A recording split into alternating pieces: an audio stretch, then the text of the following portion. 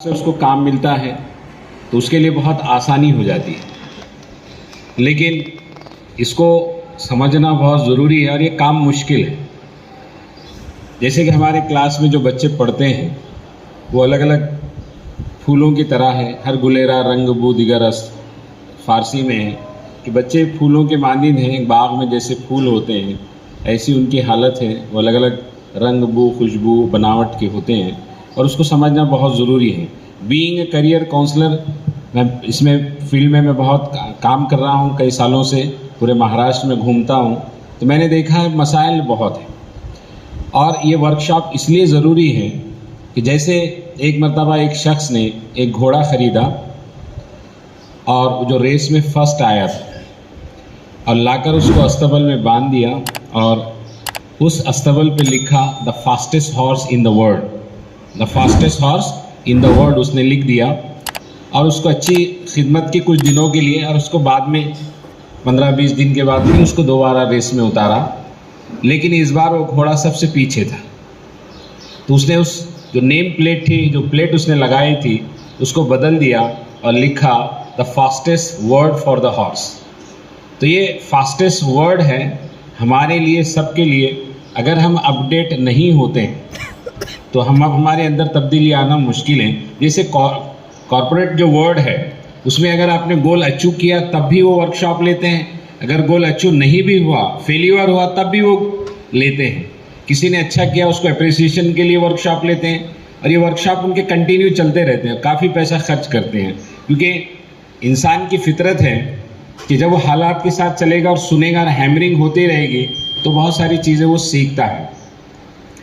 मैंने भी 34 साल सर्विस की है, अब मैं रिटायर्ड हूँ। जब भी मैं सर्विस में था तब मैं छुट्टियों के दौरान ये काम करता था, अब मैं फुल टाइम ये काम करता हूँ।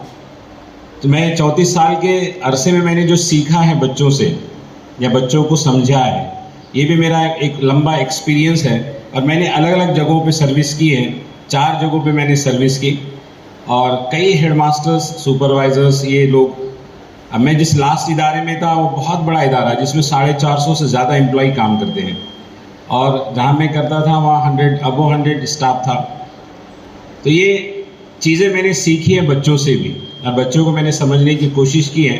एक मरतबा बादलों ने हड़ताल कर दी कि हम 10 साल नहीं बरसेंगे, हम 10 साल नहीं बरसेंगे। तो सारे किसानों को पता चल गया कि 10 साल बारिश नहीं होने वाली है, तो उन्होंने सारे हल वगैरह बांध कर रख दिए और आराम से रहने लगे। लेकिन बादलों ने चलो कहा कि चलो हम सैर करते हैं कि हमारे इस बात की वजह से सारे किसान काम से, खेतों से दूर हो गए हैं। तो वो यही सफ़र कर रहे थे, ट्रैवलिंग कर रहे थे नज़रसानी के लिए, तो उन्होंने देखा कि एक किसान धूप में हल हाँक रहा है, काम कर रहा है खेत में। तो बादल वहाँ ठहर गए, उससे पूछा कि क्या आपको पता नहीं है कि 10 साल बारिश नहीं होने वाली है और फिर भी आप काम करे जा रहे हैं? तो कहा कि हाँ, मुझे पता है कि 10 साल बारिश नहीं होगी, लेकिन पता है तो फिर काम क्यों कर रहे हैं? बादलों ने पूछा। उस किसान ने जवाब दिया, फार्मर ने जवाब दिया कि मैं इसलिए काम कर रहा हूँ कि मैं अपना काम ना भूल जाऊँ, बारिश हो ना हो, मैं अपना काम करते रहूँगा। अगर मैंने काम छोड़ दिया तो मैं भूल जाऊँगा। तो बादलों को भी शौक लगा, तो कहने लगे कि यार बात तो सही है, अगर हम भी 10 साल बरसना छोड़ दें तो हम भी भूल जाएंगे। तो फ़ौरन कुछ दिनों बाद बारिश हो गई। तो ये चीज़ें इंसानी फितरत है और इंसान फितरत के हिसाब से काम करता है। अब जैसे बच्चों का जो टैलेंट है, क्योंकि टीचिंग को अगर कारगर बनाना है, फ्रूटफुल बनाना है, तो बच्चों के टैलेंट को समझना बहुत ज़रूरी है। अब हमारे पास टैलेंट को समझने का जो पैमाना है वो डिफरेंट है। हम जैसे रिज़ल्ट लगता है, हाँ कितने मार्क्स मिले, 90, होशियार, कितने मिले, 40, आर्ट्स का भी नहीं दो। इस तरह हम उसको तोलते हैं और उस रिज़ल्ट के हिसाब से बच्चों को हम साइंस, कॉमर्स, आर्ट्स, ITI और अलग अलग शोबों में उनको जगह देते हैं। ये हमारा पैमाना है जो बरसों से चला आ रहा है। क्योंकि मैं भी जब 10वीं पास हुआ था, मेरा कितना परसेंटेज होगा 10वीं का, एक अंदाज़ा बोलिए जल्दी से। 50, एक मोटा सा 50, हाँ 67, कितना 67 इन्होंने कहा, आपने 60, ओके। देखिए मेरा 39% है। जब मैं 1980 में 10वीं पास हुआ तो मेरा 39 था, मेरे साथ जो दोस्त थे तो उनका 60, उस ज़माने में 60 भी बहुत हुआ करता था। लेकिन जब 39 मेरा देखे, सबने कहा कि आप आर्ट से पढ़िए, आप साइंस के लायक नहीं है, ऐसा वैसा बहुत सारी बातें हुई। मैंने पढ़ा आर्ट से ही, लेकिन वो मैं राइट ट्रैक पे गया। परसेंटेज मेरा कम आने से मुझे राइट ट्रैक मिल गई। ज़्यादा आता तो मैं फंस जाता साइंस में जाके, क्योंकि मेरा इंटरेस्टिंग सब्जेक्ट नहीं था। इसी तरह थॉमस एडिसन और आइंस्टाइन ये स्लो लर्नर है। अगर इनके बचपन की स्टडी हम करते हैं तो दे आर स्लो लर्नर्स, लेकिन बाद में उनकी अगर हम पूरी चीज़ देखेंगे तो वो कहाँ से कहाँ चले गए। थॉमस एडिसन को तो उसकी माँ ने पढ़ाया। टीचर ने चिट्ठी लिख दी कि आपका बच्चा बहुत कुन ज़हन है, हम इसको नहीं पढ़ा सकते, इसको कहीं और आप तरबियत दीजिए। तो माँ ने जब उसने पूछा कि क्या क्या लिखा है इसमें, बच्चा छोटा था थॉमस एडिसन, तो कहा कि आप इतने ज़हीन हो कि उनके पास उस लायक पढ़ाने वाले टीचर्स नहीं हैं, इसलिए वो आपको नहीं पढ़ा सकते। उसकी माँ ने उसको पढ़ाई, वो लाइब्रेरीज में, और उसको फ्रीडम दिया। फ्रीडम देने से वो बहुत आगे निकल गया। वो लाइब्रेरीज में जाता, अपने दिल से हिसाब से पढ़ता, जो अच्छा लगता वो पढ़ते चला गया, और आज ये बल्ब हमको मिला है। तो ये बल्ब के लिए भी 10,000 बार फेल हो गया, लेकिन फिर भी उसने ये चीज़ें हमारे लिए लाई हैं। जब वो, और एक ख़ास बात मुझे याद आ गई अभी, कि जब ये बल्ब था, उसका प्रेजेंटेशन था कि बल्ब का कि ऐसा बल्ब बना है, तो उसका जो एक असिस्टेंट बच्चा था उसको उसने दिया कि जाओ जहाँ ये प्रदर्शन या एग्जीबिशन होने वाला है वहाँ उसको रखिए। जैसा कल होने वाला है, शाम में वो सजा रहे थे स्टेज वगैरह, वो जो बच्चा ले जाते वक्त उसको कुछ ठोकर वगैरह लगी, तो बल्ब फूट गया। तो सारे लोग टेंशन में आ गए कि कल तो अब प्रोग्राम है और ये कैसा। लेकिन थॉमस एडिसन ने उसको एक लफ्ज़ भी नहीं कहा, कुछ नहीं कहा। जैसे फूट गया, दोबारा रात भर उसने काम किया और वो बल्ब बनाया, दूसरे दिन प्रेजेंटेशन के लिए रखा। तो तब भी उसने उसी बच्चे को बुलाया और कहा कि ले जाओ ये रखो। तो आसपास के जो असिस्टेंट साइंटिस्ट थे, तो उन्होंने कहा कि यार आपकी इतनी मेहनत, उसने ये ऐसे कर दी, दोबारा आप उस पर भरोसा कर रहे हैं, आपने तो उसको कुछ भी नहीं बोला। तब थॉमस एडिसन ने जो जुमले बोले बहुत बेहतरीन है। उसने कहा था कि देखो ये बल्ब अगर टूट जाए तो मैं दोबारा बना लेता, और मैंने बना लिया। लेकिन उसका मेरे बोलने से उसका जो दिल टूटा वो दोबारा नहीं बन पाता, इसलिए मैंने उसको कुछ नहीं कहा। मैं दोबारा इसलिए उसको भेज रहा हूँ ताकि उसकी हौसला अफजाई हो। तो ये हम मामूली गलतियों पे बच्चों को बहुत परेशान करते हैं। क्योंकि मैं टेस्टिंग वगैरह तो करता हूँ काउंसलिंग की, और ख़ास बात यह है कि मैं बच्चों की जो नफ्सियाती मसाइल है उस पर भी मैं काम करता हूँ। तो मेरे पास इस सीज़न में 9 बच्चे हैं वैसे, जो मैं पूरे अमरावती से लेके अलग अलग एरियाज़ में घुमा हूँ, कि जो नफ्सियाती मसाइल में उलझे हुए हैं, जो स्कूल से छोड़ दिया है, घरों में बैठे हैं 2 साल 3 साल 4 साल। एक बच्चे ने सुसाइड कर लिए। ये सिर्फ नीट और इसका प्रॉब्लम है। हमारे पास कैसा है कि जो बच्चा मास ले ले वो साइंस का ही है। और कल एक बच्ची मुझे मिली, परसों मेरे घर पे आई, अभी वो 2 साल से डिप्रेशन में है। तो बच्ची का मैं पूछा तो बोले सर मेरा टेस्टिंग कीजिए और मुझे साइंस से ही पढ़ना है, अगर मैं आर्ट से पढ़ूँ तो मेरी ज़िंदगी ख़राब हो जाएगी, मैं नौकरानी नहीं। बोले किसने बताया? बोले हमारे फलाने मैडम ने बताए हैं। तो मैंने बोला ये गलत बात है, मैं खुद आर्ट्स का पढ़ा हूँ और ये ऐसा कुछ भी नहीं कि साइंस से पढ़ने से ही आदमी अच्छा होता है। मैं बोला अल्लाह ताला ने इतनी बड़ी यूनिवर्स कायनात बनाई है, इसमें कितनी सारी चीज़ें हैं, कोई चीज़ बेकार नहीं है। जितने इंसान दुनिया में आए कोई बग़ैर सलाहियत का नहीं है, हर बच्चे में, हर इंसान में सलाहियत है। हुज़ूर सल्लल्लाहु अलैहि वसल्लम की हदीस है कि अल्लाह मादीन कमादीन अलज़ाबा वलफ़ज़ा, कि अल्लाह ताला ने इंसान को कान के मानिन बनाया है, कोई सोने की, कोई चांदी की, कोई पीतल की। कोई इंसान, एवरी चाइल्ड इज़ यूनिक, हर बच्चा बेमिसाल है, लेकिन उसको समझना ज़रूरी है। अगर आप उसको नहीं समझेंगे, उसकी सलाहियत को नहीं समझेंगे, हमारे पास ये कि हम हमारे बच्चे को कम देखते हैं, पड़ोस के बच्चे को ज़्यादा देखते हैं और उससे हम कंपैरिजन करते हैं, इसकी सलाहियत को भूल जाते हैं।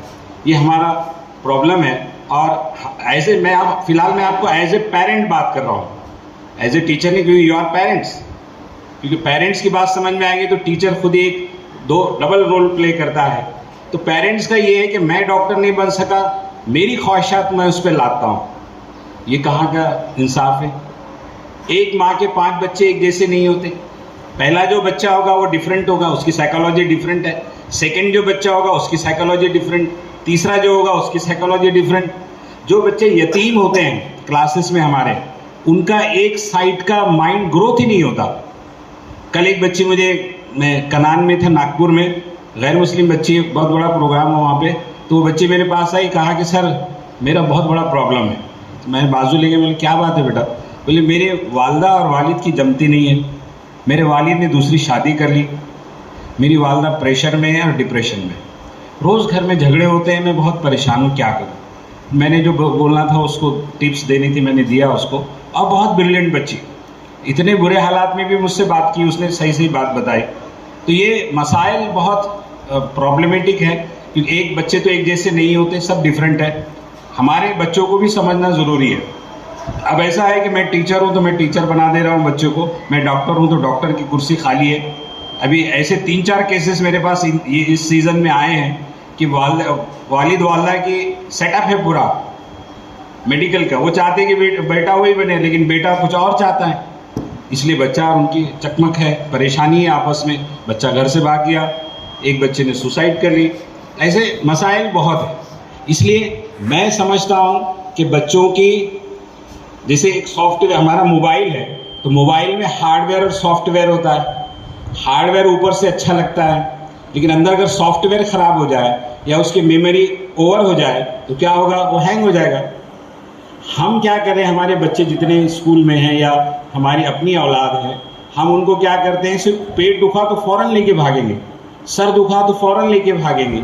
लेकिन अगर बच्चा और किसी मसाइल में बड़बड़ा रहा है, तन्हा रह रहा है, बार बार चीज़ें निकालता रखता है, पेशाब कर लेता है, और दूसरे मसाइल है, मतलब एक बात को बार बार रिपीट करता है, पहले वो अच्छे नंबर लेता था अब नहीं ले रहा है, पहले वो कंसंट्रेशन से काम करता था अब नहीं कर रहा है, तो ये सारे मसाइल नफ्सियाती मसाइल है। 80% बीमारियाँ नफ्सियाती मसाइल से होती है।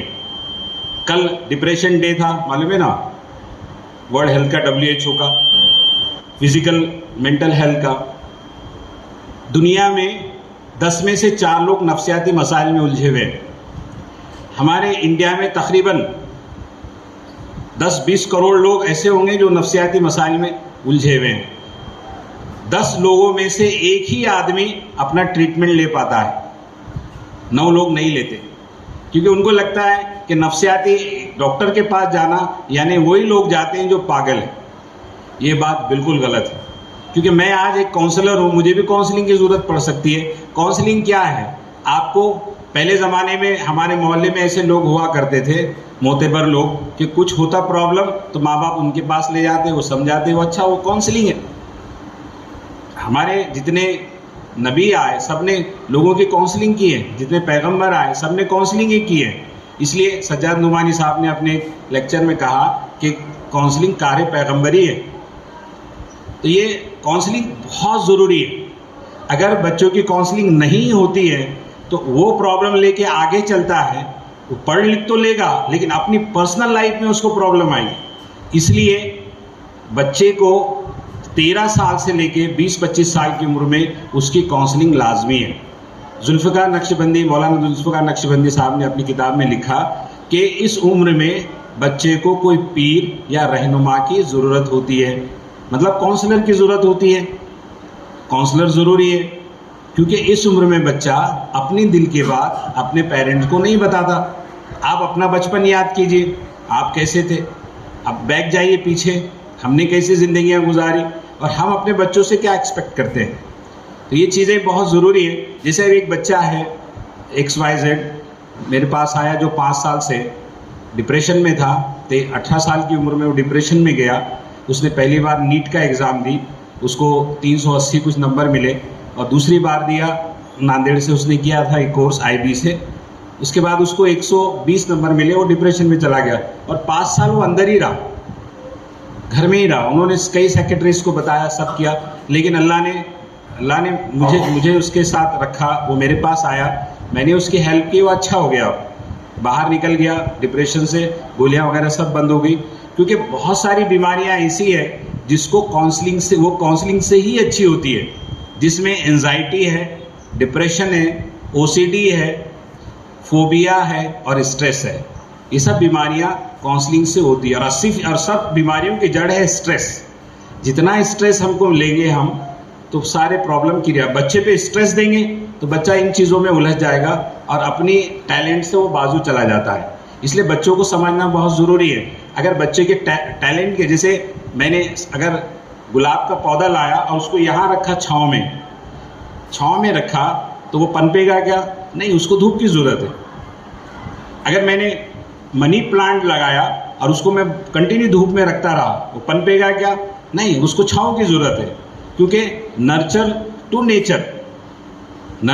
नेचर के हिसाब से परवरिश ज़रूरी है। अगर उसके नेचर के हिसाब से परवरिश नहीं होगी तो बहुत सारे प्रॉब्लम आ सकते हैं। और ज़िंदगी में IQ यानी नंबर, इंफॉर्मेशन के ज़रिए हम नंबर लेते हैं। जितनी हमारी इंफॉर्मेशन ज़्यादा होगी उतना ज़्यादा हम लिखेंगे, जितना ज़्यादा लिखेंगे उतने नंबर मिलेंगे। बहुत सारे बच्चों के पास इंफॉर्मेशन नहीं होती, आइडियाज़ होते हैं या क्रिएटिविटी होती है, या वो सिलेबस की तरफ भागना ही नहीं चाहते, कुछ नया करते हैं। फिर ऐसे बच्चों का क्या होगा? तो हम इंफॉर्मेटिव ज़्यादा बना रहे हैं बच्चों को।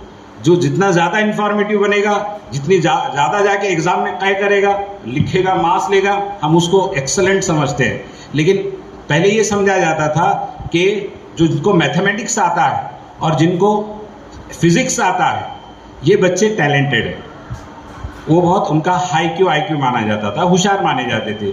लेकिन उसके बाद में रिसर्च हुई, पता ये चला कि IQ ज़िंदगी में 20 से 30% काम आता है। फिर दूसरा क्या काम आता है? तो पता ये चला कि इमोशनल इंटेलिजेंस, जज्बात की जहानत, ये 70 से 80% काम आती है। मतलब एक आदमी अगर दोनों का बैलेंस बराबर नहीं रहा, IQ और EQ का, तो वो ज़िंदगी में फेल है। एक आदमी अगर नंबर लेके बहुत बड़ी पोस्ट पे गया लेकिन पर्सनल लाइफ में फेल हो जाएगा, उसका हैप्पीनेस नहीं मिलेगा, वो ज़िंदगी के सुख से नहीं जी सकता। इसलिए इमोशनल इंटेलिजेंस बहुत ज़रूरी है। अब इमोशनल इंटेलिजेंस क्या है, तो उसकी मैं मिसाल के ज़रिए आपको समझाता हूँ कि एक डॉक्टर है, ने एक बच्चा रास्ते से जा रहा था, हाईवे से, नागपुर हाईवे से कार लेकर सुबह सुबह, तो उसने देखा कि एक लड़का जिसका मोटरसाइकिल का एक्सीडेंट हो गया, वो रास्ते में पड़ा है और खून बह रहा है उसका। तो कार ले जाने वाले बच्चे ने देखा उसको, थोड़ा रुका, 1 मिनट सोचा, फिर आगे चला गया, फिर और आगे जाके रुका, और उसको दिल ने नहीं माना, उसने गाड़ी रिवर्स ली, बच्चे को डाला क्योंकि वो जिंदा था। डालने के बाद में नज़दीक के हॉस्पिटल में उसको ले गया। वहाँ ले जाने के बाद डॉक्टर से तेज़ी से दौड़ते गया डॉक्टर के कैबिन में, कहा कि डॉक्टर साहब बहुत सीरियस पेशेंट है और उसका खून बह रहा है, जल्दी से इलाज कीजिए। डॉक्टर ने उसको देखा, कहा कि एक्सीडेंट का केस है, कहा कि हाँ पहले एडवांस भरिए, असिस्टेंट को बुलाया, इनका एडवांस लो। लेकिन उस लड़के ने कहा कि साहब मैं उसको जानता ही नहीं, वो रास्ते में मिला, मैंने मदद के लिए लेकर आया हूँ। बोले लेकर जाइए फिर, अगर एडवांस नहीं है तो। उसने कहा कि साहब बहुत सीरियस है, बहुत खून जा रहा है।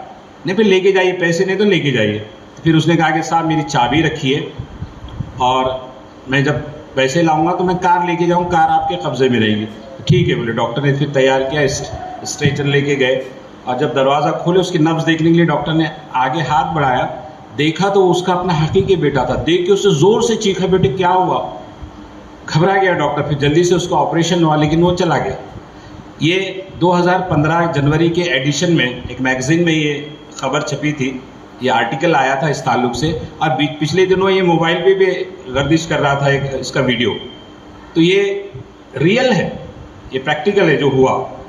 वो बच्चा चला गया। अब ये जो डॉक्टर है, इसने IQ के या मेमोरी के बलबूते पे डिग्री तो ले ली, लेकिन इस ह्यूमैनिटी उसके पास नहीं थी। ह्यूमैनिटी क्या है? दूसरे के दुख को अपना दुख समझना, ये बहुत बड़ी बात है। अगर उसने दूसरों के दुख को अपना दुख नहीं समझा, इसलिए बच्चा अपना हाथ से खो दिया।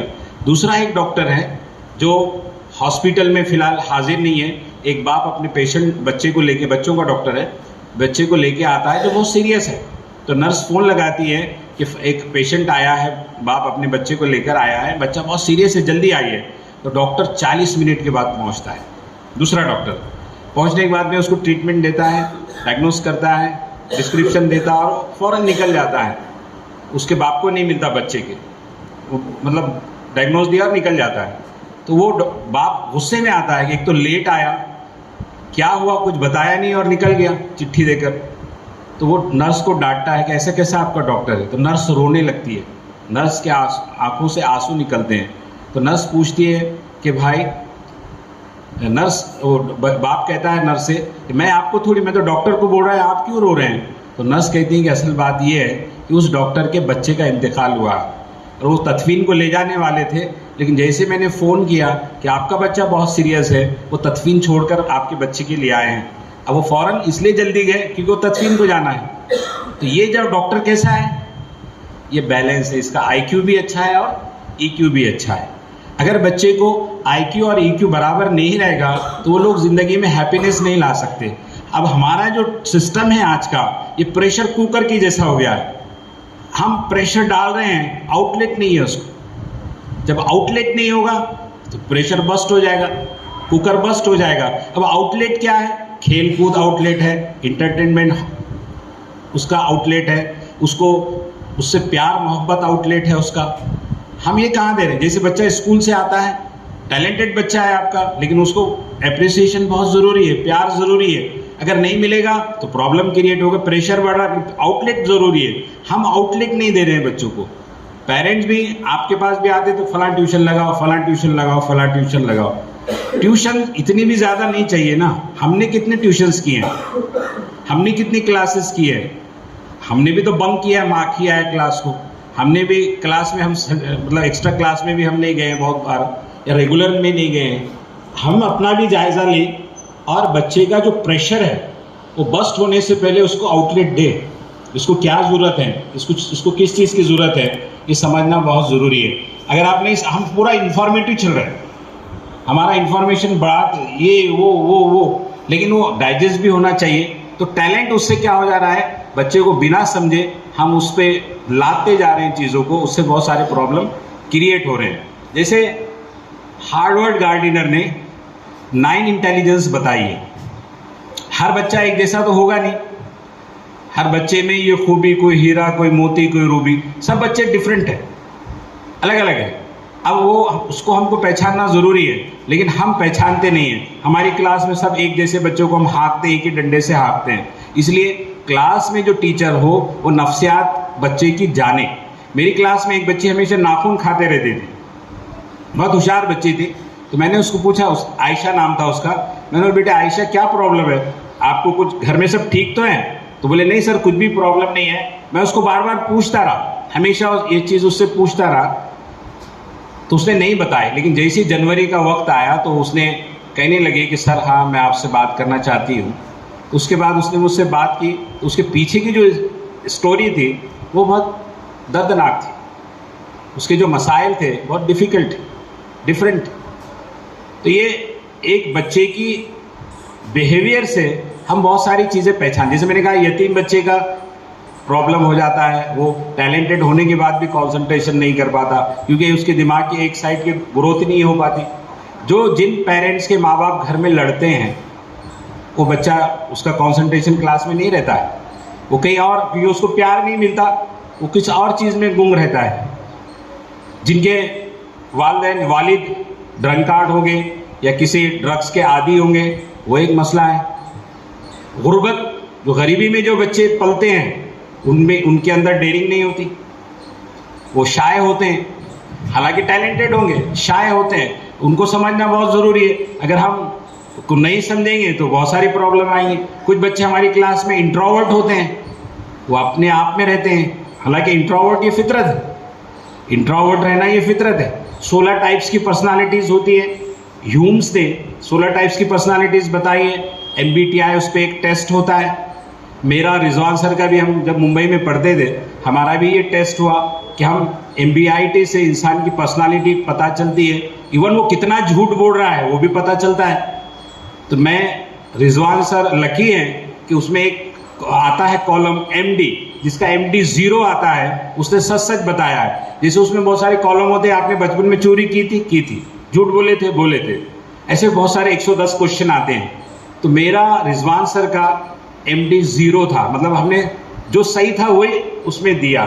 तो ऐसे हम, जो हमारा जो पूरा बैच था उसमें 4 लोगों का MD 0 आया था, बाकी लोगों का आया था ये कितना झूठ बोल रहे हैं, जिसमें मैं एक था, रिजवान सर। अभी जहाँ से मैं प्रोग्राम करके आ रहा हूँ वहाँ नागपुर में एक सर रहते हैं, मोहन भेलकर, उनका भी 0 था। और एक मैडम मुंबई में रहती है, यास्मीन होडगीकर, उसका 0 था।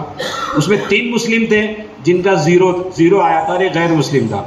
तो ये मतलब जैसे जहाँ अपॉइंटमेंट होता है अमेरिका वगैरह में, तो उसके MBTI वो लेते हैं कॉर्पोरेट सेक्टर में भी वो टेस्ट वो चेक करते हैं लोग, ताकि ये कितना ऑनेस्ट है, इसके अंदर और क्या खूबियाँ है, ये कितना पेशेंस रखता है, ये सारी चीज़ें। अब हमारी क्लास में बहुत सारे बच्चे इंट्रोवर्ट होते हैं, खामोश बैठते हैं, इसका मतलब ये नहीं कि उनको कुछ नहीं आता, वो फितरतन है।